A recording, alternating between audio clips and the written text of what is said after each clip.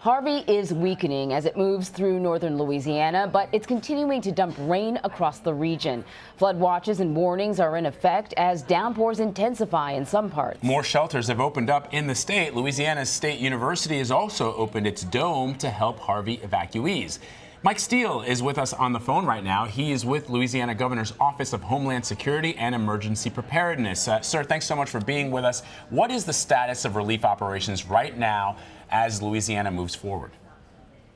So as you mentioned, a lot of our attention now is kind of on the sheltering operations. Just to be clear, this is the state mega shelter that's at LSU Alexandria. It's different from our Assembly Center here on the main LSU campus. But it is a site that we actively use during these types of events. Most of our attention over the past 24 hours has shifted into a response mode to help our neighbors out in Texas. I was with the governor and a lot of other cabinet heads, and we traveled to that area along the I-10 corridor in the Orange, Beaumont, Port Arthur area. It really feels like that's kind of ground zero for those guys right now. And so the governor has made it clear from the start of this event, as Texas was being ravaged by this storm, that he wanted to make sure that any resources we could use to help our neighbors out, we used. And so that's what we're in the middle of accomplishing now. So you were with Governor John Bel Edwards earlier this week. You were in Lake Charles. What's the biggest concern for officials? I guess right now there's still such uncertainty on how many people will need shelters. Right now we're trying to work out a lot of the transportation issues. Buses are kind of in short supply right now because of everything going on in the region. And so we're trying to work out a lot of those details. We are opening the mega shelter up in Alexandria. There's other shelters that we're looking at should those numbers continue to climb.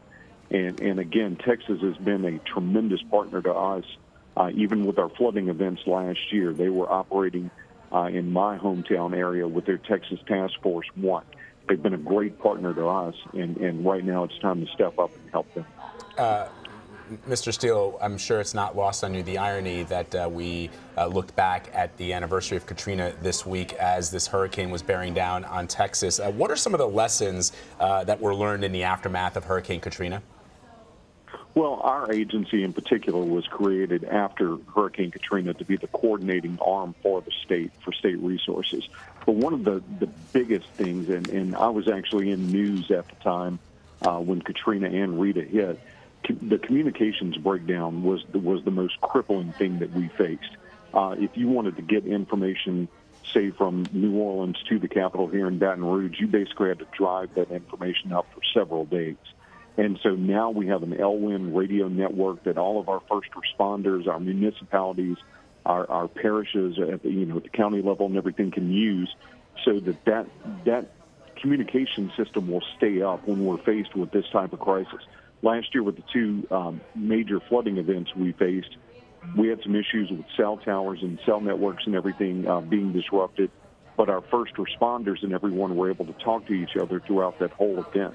And that is a very key component. But there's really nothing the same now as it was in 2005 when we faced Katrina. Like the entire emergency management process has been adjusted as a result of that. Speaking of Katrina, it really did change the Gulf Coast permanently. New Orleans, the population still hasn't recovered. Based on what you've seen, Mike, do you think that Harvey could have the same impact? Recovery, especially from a major flood event, is difficult. We're still going through the recovery process from our August floods. There's a lot that even when the assistance is approved by Congress, it doesn't mean that money is going to be available right away. It is a very extended period of time. We developed, some temporary housing measures that were in use last year while we dealt with our event. I know Texas has reached out to our officials about those types of programs to kind of get through the hump until that federal assistance is available. But so far, everyone is working together, from the top of the government at the federal level all the way down to the local. So, you can get through it. It's just a very slow, agonizing process sometimes. My sister flooded out last year, and just seeing what she went through, and they had flood insurance, you know, it's heartbreaking sometimes to see what people have to go through with these types of events. But people just need to be patient and hang in there and see about, you know, waiting it out, basically. Mike Steele, thank you so much. You bet. Thank you.